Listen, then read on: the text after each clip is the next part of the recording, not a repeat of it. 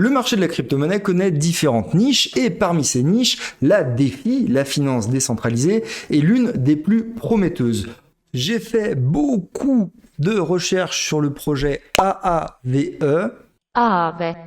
Je vais rester sur les initiales parce que la prononciation du finnois, je suis pas sûr. Et comme en ce moment, c'est le bear market, c'est le moment idéal de faire ses devoirs, c'est-à-dire de regarder les projets sous toutes les coutures, car certains tokens ont perdu moins 80, moins 90% par rapport à leur sommet historique. Beaucoup d'entre eux ne remonteront pas et d'autres vont revenir à leur sommet historique, voire même les dépasser.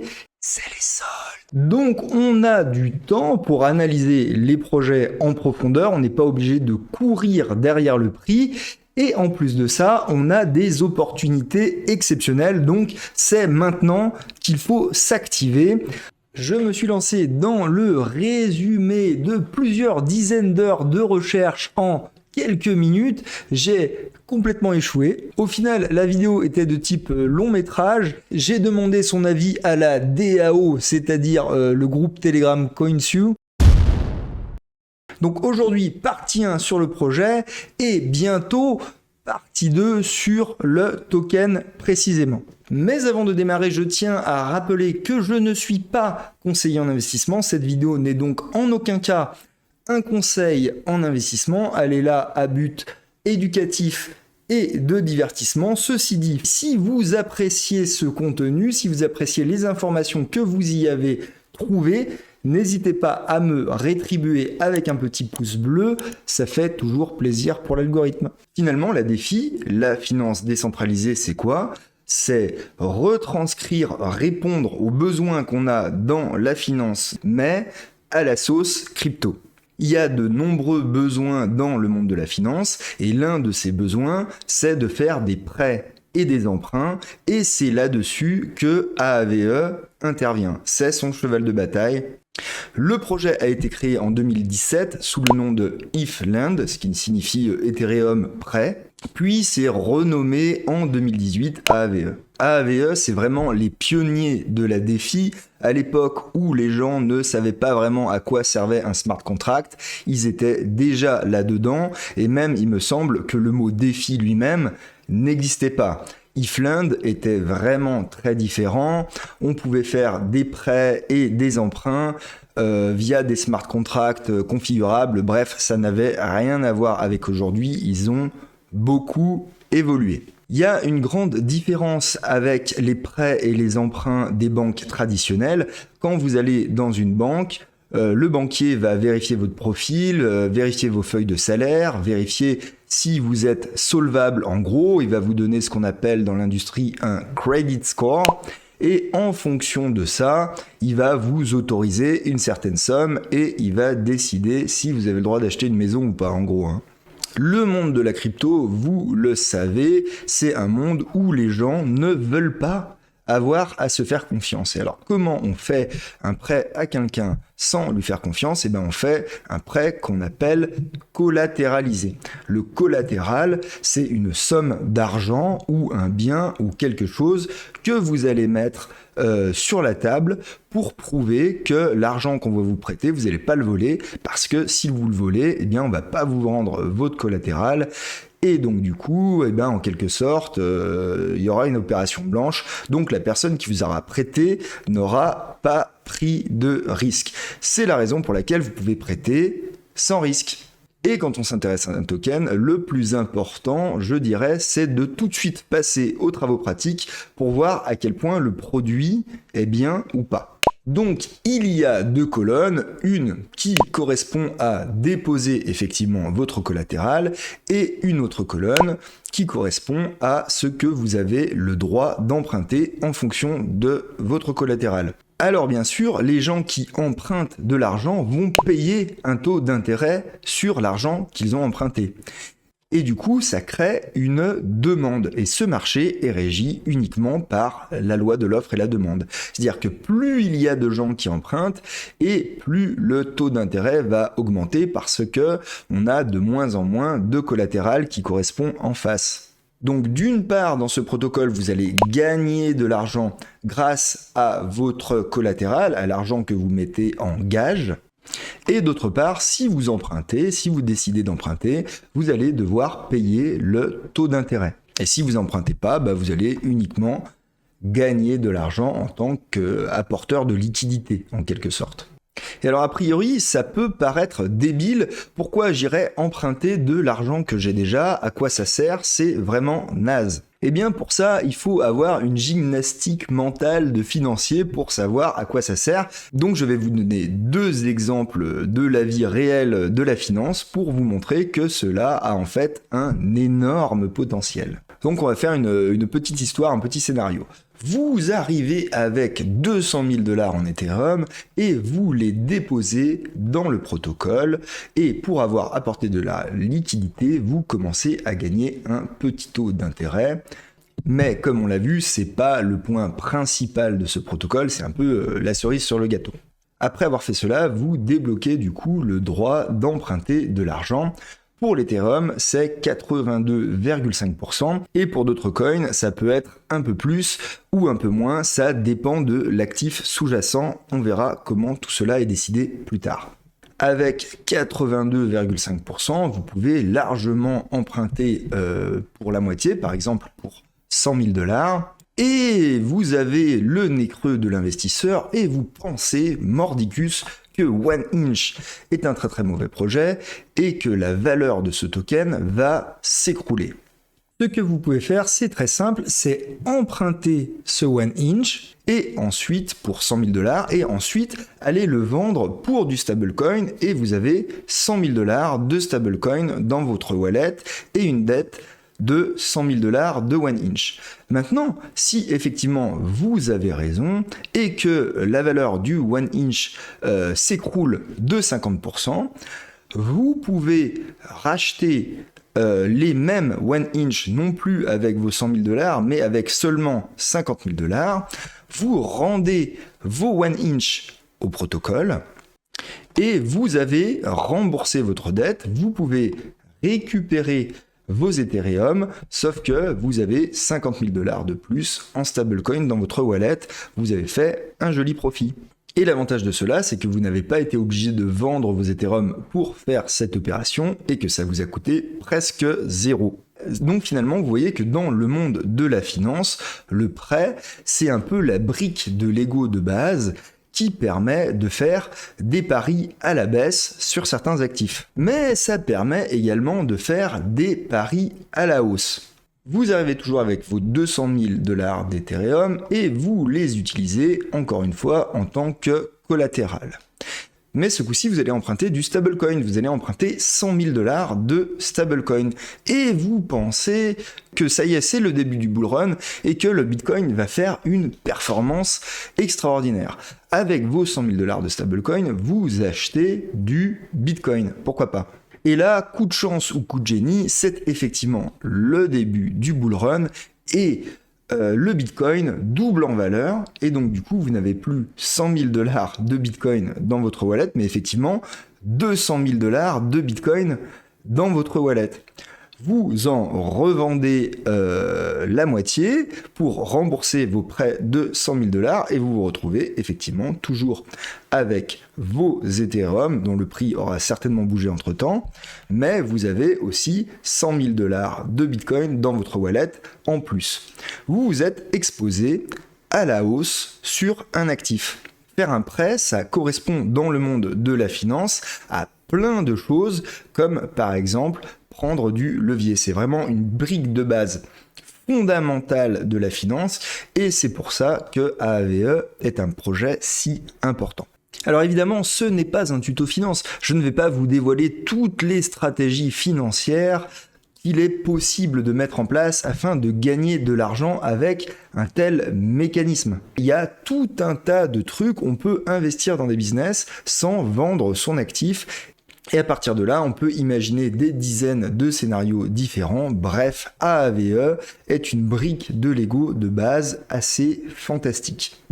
Mais tout ceci n'est pas magique et sans risque. Il y a un mécanisme qui permet de sécuriser tout le protocole et ce mécanisme, c'est la liquidation.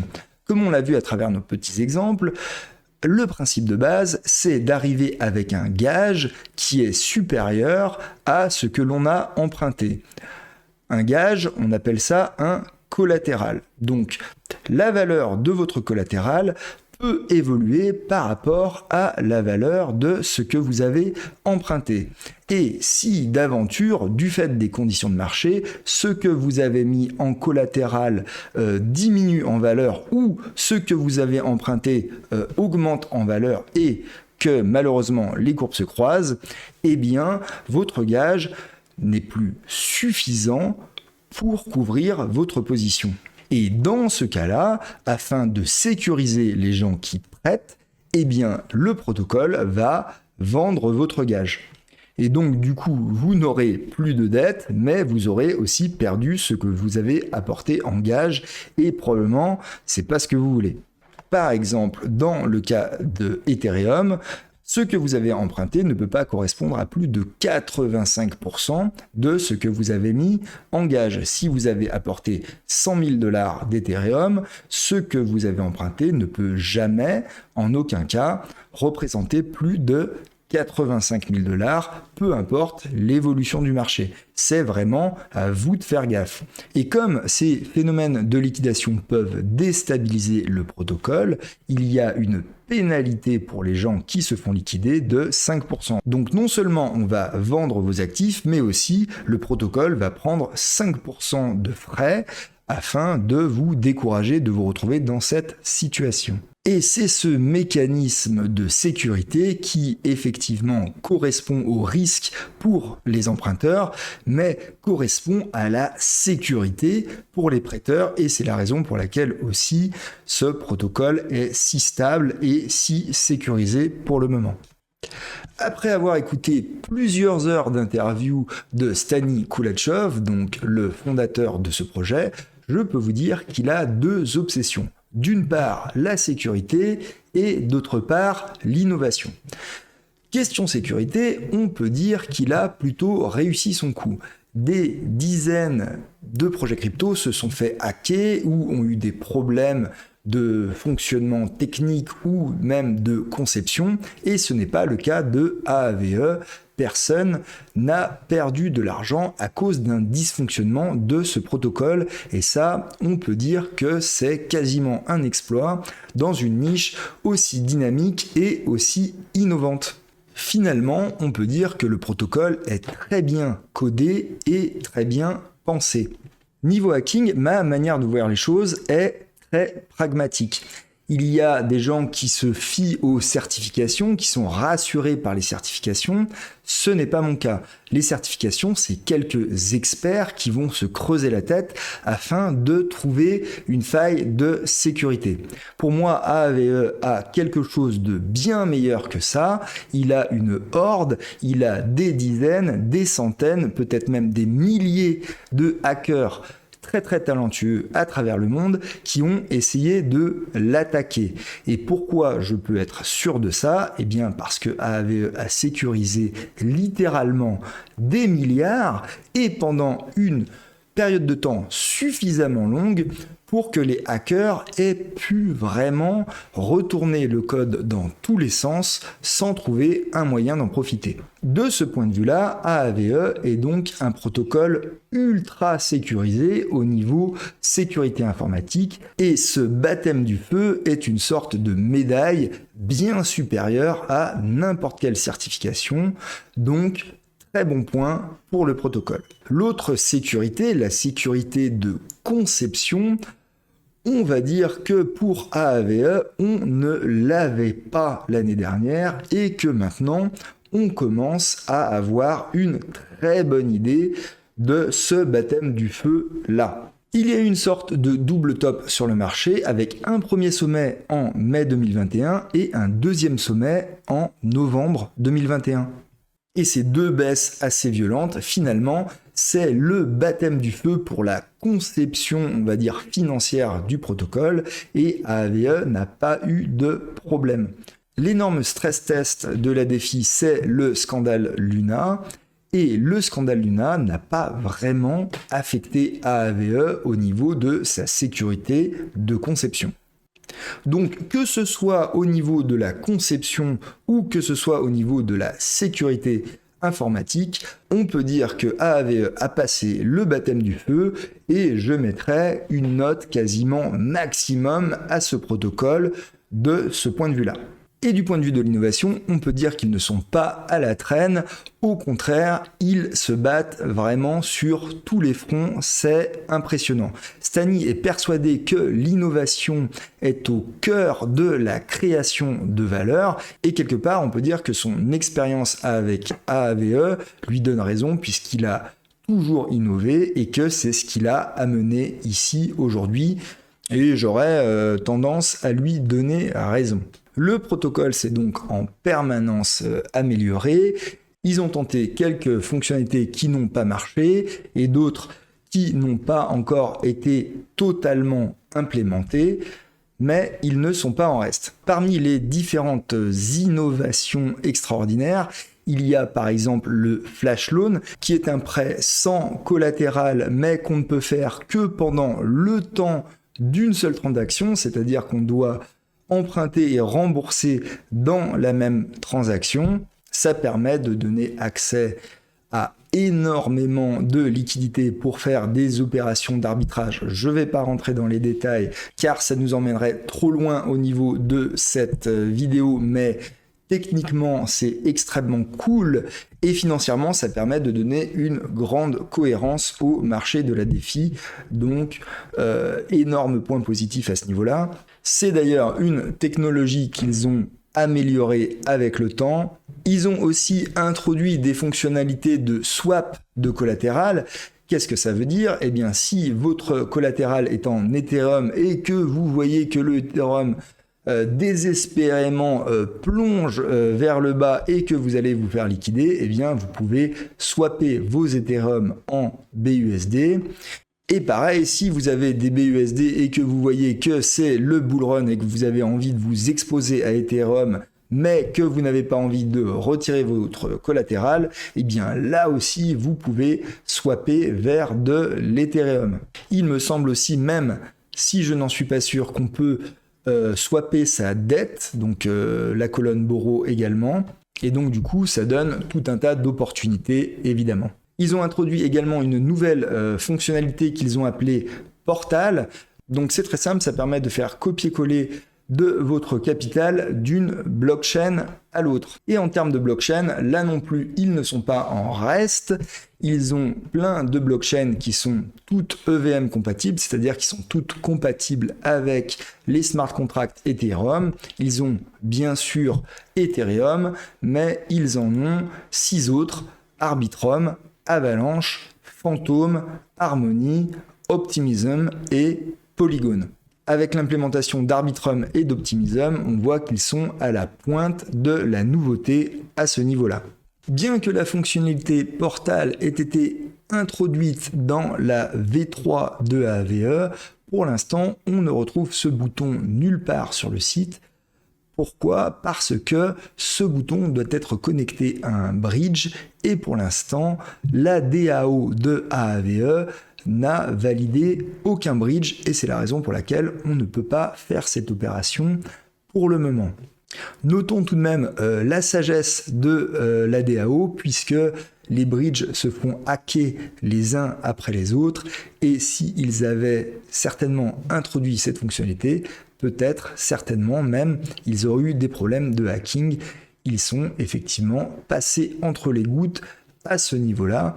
Quand est-ce que cette fonctionnalité Portal va être accessible aux utilisateurs? Ça, on ne peut pas le dire. Et d'après ce qu'on m'a répondu dans la communauté AAVE, il n'y a pas de vote de prévu concernant quelques bridges que ce soit. Donc, apparemment, c'est pas pour tout de suite, mais on perd pas espoir. Peut-être que ça va arriver. Il y a également un site web qui liste tout un tas de projets qui tournent autour de l'écosystème AAVE. Un truc qui permet par exemple de tokeniser son temps, donc c'est une sorte de plateforme où vous pouvez vendre votre temps. Un truc de mème, des jeux, bref, il y a plein de projets sur le feu. Un de leurs gros projets aussi, c'est le jeu de NFT qu'ils ont déployé sur la blockchain Polygon qui s'appelle AAVE Gotchi. Honnêtement, j'ai pas trop fouillé ce truc-là. Je crois qu'il n'y a pas vraiment de rapport avec le token AAVE, même si je suis pas du tout un expert de cette partie. Ça m'intéresse pas beaucoup. Pour moi, ils ont juste essayé de surfer sur cette vague. Et pourquoi pas après tout, mais c'est pas ce qui nous intéresse aujourd'hui.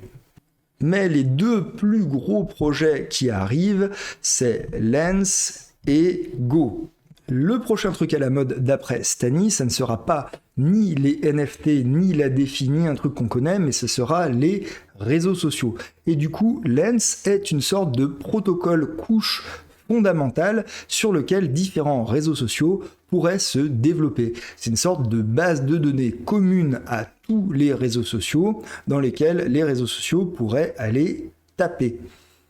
L'idée qu'il y a derrière tout ça, c'est que le fait de ne pas posséder ces tweets, de ne pas posséder ces posts Facebook ou ces différents éléments qu'on poste sur les réseaux sociaux est un problème que les utilisateurs d'Internet, un jour ou l'autre, voudront régler, surtout si on leur propose une meilleure alternative aux alternatives qui aujourd'hui existent. Et donc du coup, un protocole crypto pour la possession de ses propres données tombe sous le sens, et c'est la raison pour laquelle Stani et ses employés développent Lens. Et enfin, l'autre élément fondamental et le truc qui fait que réellement je suis particulièrement bullish par rapport à l'écosystème AAVE, c'est le GHO, qu'on prononce à mon avis Go. C'est un projet de stablecoin de la plateforme, et ce stablecoin serait une dette. Et c'est la bonne approche à mon avis. En ce qui concerne les stablecoins, il n'y a pas aujourd'hui d'alternatives qui sont en fait de la dette avec un processus de liquidation qui a fait ses preuves comme AAVE. Bref, ils ont les clés en main pour faire un super stablecoin et apparemment ils s'y mettent. On va voir ce que ça va donner. Et enfin, un dernier point que je voudrais aborder et qui est peut-être passé sous votre radar, c'est le AAVE ARC. Qu'est-ce que c'est que ce truc-là ? Eh bien, on va dire que c'est un partenariat entre Fireblocks et AAVE. Fireblocks et AAVE font une sorte de réseau alternatif au réseau défi AAVE qu'on connaît, pour faire une sorte de pool spécial pour les grosses entreprises de finance. Et pour accéder à ce truc-là, eh ben, effectivement, il faudra dévoiler son identité et s'enregistrer. À quoi ça sert ? Eh bien, ça sert aux grosses entreprises à ne pas se faire taper sur les doigts par les différents organismes juridiques qui les encadrent. En effet, ils ne peuvent pas se permettre d'aller dans des pools anonymes parce qu'on pourrait les accuser et on les accuserait de faire des trades avec des gens avec qui ils n'ont pas le droit de faire des trades. Ça voudrait dire, par exemple, pour une entreprise, de faire des trades avec des gens qui potentiellement sont sous sanction dans d'autres pays, et ça, c'est pas possible pour eux. C'est pas un truc qu'ils peuvent se permettre de faire juridiquement. Alors, AAVE et Fireblocks font un partenariat pour leur faire un réseau tout bien, tout joli, juste pour eux, où tous les gens qui participent sont connus parce qu'ils ont tous passer ce truc d'identité obligatoire. Alors ça paraît débile parce qu'on se dit finalement les mecs de la finance, on voit pas très bien pourquoi ils vont utiliser la défi sans l'avantage de la défi, c'est-à-dire le fait que ça soit permissionless. Là ils vont avoir de la permission défi, ça n'a pas de sens. Mais je pense que pour eux c'est plutôt pas mal parce que ça leur permet de mettre un pied dans la porte, ça leur permet de faire un pas de plus vers cet écosystème qui les attire pour tout un tas de raisons, notamment les rendements, il n'y a que ça qui les intéresse. Et donc du coup, ça leur permet de mettre en place des process, de la technologie et tout un tas d'autres trucs. Et on ne sait jamais, peut-être qu'à coup de corruption, peut-être qu'à coup de on ne sait pas quoi, la législation pourrait éventuellement évoluer et leur permettre d'accéder à la vraie défi ce coup-ci. et le cas échéant, ils seraient déjà prêts, ils auraient un coup d'avance sur les institutions qui, elles, ne sont pas prêtes par rapport à ça. Donc AAVE et Fireblocks ont fait un partenariat par rapport à ça au début de l'année, aux alentours du 5 janvier. Fireblocks a continué d'avancer sur le dossier et vers avril, ils ont fait un partenariat avec FIS qui a 6400 clients qui sont des institutionnels et donc du coup qui pourraient s'intéresser à ça. Et en juin, on voit que JP Morgan se jette dans la bataille. BlackRock également est en train de tremper les doigts de pied dans cet écosystème. Et bien sûr, quel est le projet qui attire tous les regards ? C'est le projet le plus intéressant, c'est-à-dire AAVE Arc, ce projet spécialement conçu pour eux. Donc évidemment, la question a été posée à Stani et à son collègue par rapport à la vision qu'on a de la DeFi et de l'incohérence de tout cela, et ils ne se sont pas défiés et ont effectivement répondu que c'était assez incohérent, mais que de toute façon, la DeFi ne mourrait jamais tant que des blockchains comme Ethereum ou Polygon permettraient d'accéder au réseau sans KYC. Donc moi je pense que c'est plutôt une bonne décision de leur part, ça permet au protocole AAVE d'encaisser plus de revenus via les fees, et ça permet aux banques de s'habituer à la technologie et d'aller un peu plus loin vers la DeFi, la vraie.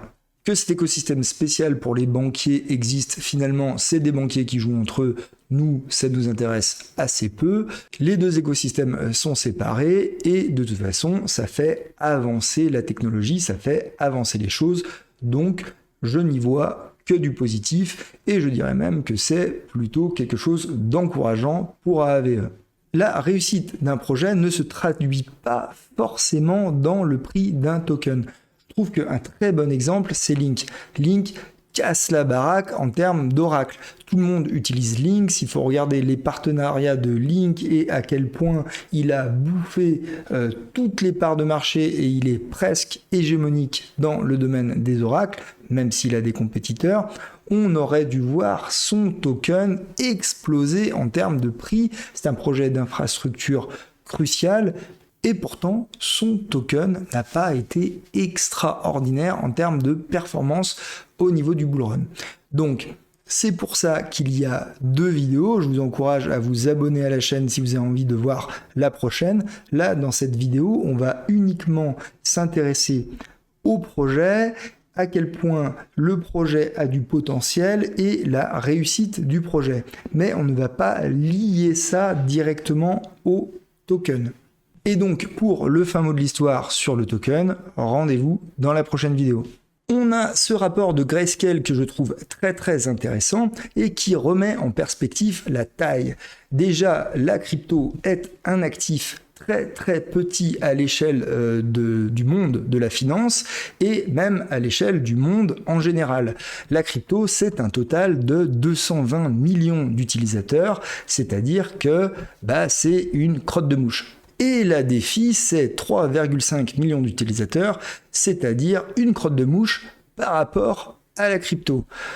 Donc quelque part, la DeFi, c'est une crotte de mouche dans une crotte de mouche. Le fait que ce marché soit si petit, ça veut dire quoi ? Ça veut dire qu'il est très très peu mature et qui peut encore échouer. C'est pas du tout sûr que la DeFi se démocratise et devienne un jour quelque chose de utilisé par la majeure partie de la population. C'est pas sûr du tout. Par contre, le fait que ce soit tout petit comme ça veut dire qu'en fait, on est au tout début et que donc du coup, le potentiel de croissance est énorme. Donc on peut très bien faire des multiplicateurs invraisemblables. L'autre graphique que j'aime bien regarder, c'est le marché de la dette par rapport au marché action. Et on voit sur ce graphique que, par exemple, en 2021, le marché action représentait environ 1000 milliards et le marché de la dette correspond à 26 000 milliards. Donc le marché de la dette, c'est 26 fois le marché action. Donc du coup, AAVE est la Rolls-Royce de l'innovation dans une niche très très petite et qui peut complètement exploser en taille d'un truc qui est 26 fois plus gros que le marché action. Donc même s'il y a beaucoup de risques, le potentiel est gigantesque. Je trouve que finalement, malgré tout l'argent qui a été perdu et malgré, on va dire, les drames qu'il y a eu, on peut essayer de retirer du positif de toute cette affaire de Luna. Finalement, ça nous a permis de voir certaines personnes promouvoir ce Luna et cette UST alors que manifestement ils n'avaient pas suffisamment creusé. Moi, un gars tout seul dans son bureau uniquement avec internet, j'ai pu prédire exactement ce qui arrivait et c'est bien la preuve que c'était pas non plus extrêmement dur. Et donc du coup, les gens qui n'ont pas conseillé Luna à l'époque ont pris des points sur mon échelle de valeur parce que je considère que c'est un indice de confiance supplémentaire que je peux leur faire. Et les entreprises qui n'ont pas proposé Luna à leurs clients, soit elles ont eu de la chance, soit finalement elles font attention aux produits qu'elles proposent et donc pareil, elles gagnent des points sur le long terme quand elles ne font pas ce genre d'erreur. Et c'est le cas de l'entreprise Grayscale qui, je trouve, a une grande sagesse en général envers ses clients. Alors bien sûr, elle essaye de répondre à la demande de ses clients, mais aussi elle n'a pas proposé de Luna alors que ses clients ont dû quand même vachement leur mettre la pression pour pouvoir le faire. Alors voici la liste des produits crypto que Grayscale propose. Alors effectivement, il y a des trucs un petit peu bizarres dans la liste et c'est clair que y a des trucs que je comprends pas vraiment, mais enfin bon. Concernant la DeFi, ils ont le Grayscale DeFi Fund et ici on peut voir comment ils répartissent le portfolio de leurs clients et c'est assez intéressant de voir que finalement il y a quasiment les 2/3 sur Uniswap, 13% sur Aave, 10% sur Maker, 7% sur Curve et 4% sur Compound, donc le concurrent d'Aave. C'est un portefeuille que je trouve pas délirant et je comprends que les professionnels trouvent que ce portefeuille finalement est un pari assez sage pour ceux qui veulent parier sur la DeFi dans l'écosystème crypto, bien sûr. Personnellement, Maker, je suis pas fan. Le token de Curve non plus, mais peut-être qu'on pourra en faire l'analyse dans une vidéo. Et Compound, je trouve qu'ils sont quand même loin derrière Aave en termes de compétitivité au niveau des fonctionnalités et de plein d'autres choses. Mais si jamais il arrive un grand malheur à Aave, un hack, quelque chose qui fout le protocole totalement par terre, c'est sûr que Compound reviendra très fort dans la compétition. Maintenant, si on regarde le marché de la DeFi plus précisément, on a coutume de comparer les projets selon la TVL, c'est-à-dire la Total Value Locked, c'est-à-dire la quantité d'argent qui est bloquée dans le protocole. Et dans le cas de Aave, on voit qu'aujourd'hui, ils sont quasiment à 7 milliards. Pourtant, le site internet, la page principale du site internet, nous annonce 11 milliards. D'où vient la différence ? La différence, elle est dans la méthodologie. Defilama ne prend pas en compte la dette qui a été contractée, elle ne prend en compte que le collatéral. Tout ça est très discutable parce que parfois il y a des boucles de liquidité et donc du coup ça perturbe vachement les chiffres et en fait c'est pas une super métrique pour cette raison en particulier. Mais tout de même c'est intéressant de regarder le chiffre et moi j'aime bien cocher toutes les catégories afin de pouvoir voir vraiment la somme maximale que cela représente. Ce qu'on voit c'est qu'au sommet Aave avait une TVL de 32 milliards et aujourd'hui c'est plutôt 11 milliards. Si on prend en compte l'argent qui est emprunté, ça fait de Aave le plus gros protocole de la DeFi à l'heure actuelle. Et si on ne prend pas en compte ce paramètre, ça fait de Aave le troisième plus gros derrière MakerDAO, mais j'ai déjà dit ce que j'en pense dans une vidéo à laquelle je vous renvoie, qui s'affichera quelque part à l'écran et aussi dans les commentaires.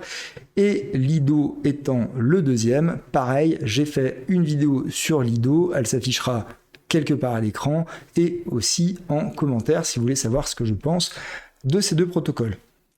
Une autre manière de voir les choses que je trouve complémentaire et très intéressante, c'est combien les gens payent pour utiliser le service. Et c'est des informations qui sont très dures à trouver. Alors, à force de les asticoter sur Discord, j'ai fini par avoir un lien vers ce site qui est très intéressant. Malheureusement, il ne donne pas l'information que je veux exactement. Il classe les projets par fees qui sont dépensés. Et par exemple, pour AAVE, après investigation, je pense que ce sont les frais payés par les gens qui empruntent, par les emprunteurs.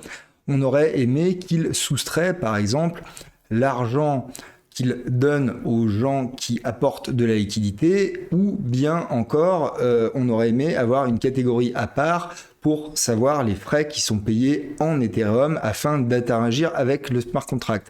Bref, on aurait aimé avoir plus d'informations. On n'a que ça, mais c'est déjà pas mal, et pour l'instant, on va s'en contenter. Si vous connaissez un site meilleur qui donne plus d'informations, s'il vous plaît, donnez-le moi en commentaire, je serais ravi de l'avoir. D'ailleurs, c'est un tool qui serait intéressant de développer.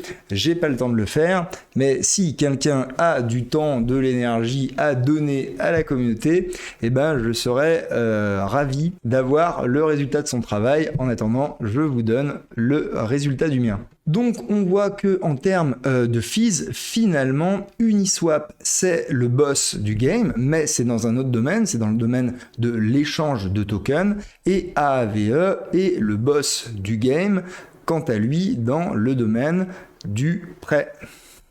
Donc ce sont des informations complémentaires à la TVL qui, je trouve, permettent d'avoir une bonne image de la place de ces protocoles dans l'écosystème DeFi. Maintenant qu'on a vu le potentiel du projet à travers finalement sa place dans l'écosystème de la DeFi et à travers la place de la DeFi, c'est-à-dire tout petit dans l'écosystème crypto et à travers le marché qu'il essaye de couvrir, c'est-à-dire un marché énorme, on a une idée du potentiel explosif de ce protocole. C'est vraiment un protocole qui est leader, ses concurrents sont loin derrière, ses fonctionnalités sont exceptionnelles, ce sont des gens qui innovent et qui sont très très actifs. Donc si l'on croit que la DeFi va devenir quelque chose et qu'on a envie de s'exposer à la croissance de la DeFi, s'exposer à la croissance de AAVE semble être une super idée.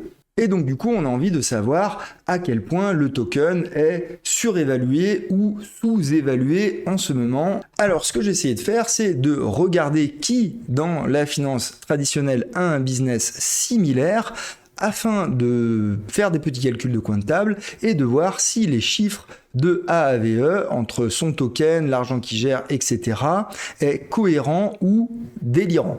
Et donc du coup, pour les 10 plus grosses banques, je me suis dit que j'allais récupérer l'AUM, c'est-à-dire Asset Under Management, c'est-à-dire la quantité totale de pognon qu'ils gèrent, que j'allais récupérer la market cap, donc c'est leur valorisation boursière totale, et aussi le yield, c'est-à-dire l'argent qu'ils distribuent aux actionnaires. Et donc du coup, je me suis amusé à faire un petit ratio entre l'argent qu'ils gèrent et leur market cap. Et en fait, je tombe systématiquement sur des chiffres qui tournent autour de 10%, c'est souvent un petit peu au-dessus de 10%, sauf à de rares exceptions, comme par exemple TD Bank qui est à 38, et puis voilà, certains sont en dessous, comme Citibank. Je ne suis pas allé gratter à savoir le pourquoi du comment. Ce qui m'intéressait, c'est d'avoir une sorte d'ordre de grandeur. Et puis pour les yields, donc pour l'argent qu'ils donnent à leurs actionnaires, j'ai directement pris le chiffre qu'on nous donne dans TradingViews et j'ai vu que les chiffres du marché, c'était entre 3 et 4% environ, parfois 2, parfois un petit peu plus de 4, mais c'est l'ordre de grandeur du marché. Ensuite, l'idée, c'est de faire le même ratio avec AAVE, et donc pour l'AUM, c'est-à-dire la quantité de pognon qu'il gère, j'ai pris le chiffre le plus pénalisant pour le ratio, c'est-à-dire le plus gros chiffre, c'est-à-dire celui qui est sur le site internet. Et pour la market cap, je me suis pas pris la tête, j'ai pris directement le chiffre sur CoinGecko et ce que je trouve c'est 12,4%. Donc finalement, un ratio qui est très cohérent par rapport à l'industrie classique. Et considérant le potentiel de gain, on va dire l'upside, je trouve qu'on aurait pu avoir un ratio qui est complètement décorrélé, mais c'est pas le cas. Concernant le yield, le token sur AAVE nous donne entre 9 et 19%, selon qu'on choisit l'option du stacking pur en AAVE ou selon qu'on choisit l'option de le stacker avec un petit peu d'Ethereum. Et là, on double nos revenus, on passe à 19. Bon, déjà, il faut considérer plusieurs choses. Les banques, il est peu probable que l'argent qu'ils gèrent soit multiplié par 10. Les plus grosses banques ont déjà énormément de capital dedans, et donc leur potentiel de croissance est très faible. AAVE a assez peu de capital, finalement une dizaine de milliards, c'est très peu, et en plus, ce capital est sous forme de crypto. Il y a pas mal de stablecoins, mais il y a aussi pas mal de crypto. Donc un petit bull run par-ci par-là, et le prix de l'Ethereum va être multiplié par un gros multiplicateur. Et donc du coup, ils n'ont pas besoin d'attirer plus d'Ethereum pour voir le capital qu'ils gèrent augmenter en valeur énormément. Donc, admettons que le prix de l'Ethereum augmente énormément, ou le prix du Bitcoin, ou le prix des autres assets qui sont à l'intérieur, et admettons qu'ils attirent encore plus de coins, et bien alors là, c'est vraiment un multiplicateur gigantesque en termes d'AUM, et on a l'impression que l'AUM est quand même très très important pour la valeur de ce genre de token. Souvent dans un actif, dans le prix, il y a la valeur réelle de l'actif plus le potentiel de cet actif. Et là, dans le token de AAVE, on a l'impression qu'il n'y a qu'une seule des deux composantes. On a l'impression qu'il y a le prix de l'actif en fonction de la valeur réelle de l'argent qu'il gère, mais il n'y a pas son potentiel qui est pris en compte. L'interprétation qu'on peut avoir, on a l'impression que le marché a pricé énormément le risque et très très peu le potentiel, et que l'un dans l'autre ça fait 0, et que donc du coup on a pricé que en fonction de la quantité d'actifs qu'il gère, et je trouve que c'est assez mal évalué du coup. La vidéo est déjà très longue, donc on va s'arrêter là. Dans la prochaine vidéo, on va s'intéresser au tokenomics, on va s'intéresser à l'utilité du token, on va essayer de voir si réellement le token AAVE est lié ou non à la réussite du projet. On va revenir beaucoup plus longuement sur le truc le plus excitant du projet AAVE, c'est-à-dire, à mon avis, son stablecoin. C'est là où, à mon avis, le potentiel de croissance du projet est le plus élevé. Et aussi, on va essayer d'expliquer pourquoi le prix, depuis mai 2022, se casse la gueule. Est-ce que ça fait peur? Est-ce que ce phénomène qui tire le prix vers le bas est terminé, ou est-ce qu'il va continuer? On va aussi jeter un coup d'œil du côté des baleines. Bref, il y a encore plein de choses à regarder pour une analyse fondamentale de AAVE. Et si ça vous intéresse, je vous donne rendez-vous dans la prochaine vidéo. Mettez un pouce, abonnez-vous, mettez la cloche. Rejoignez-moi aussi sur Telegram et on pourra échanger, ça sera vachement sympa.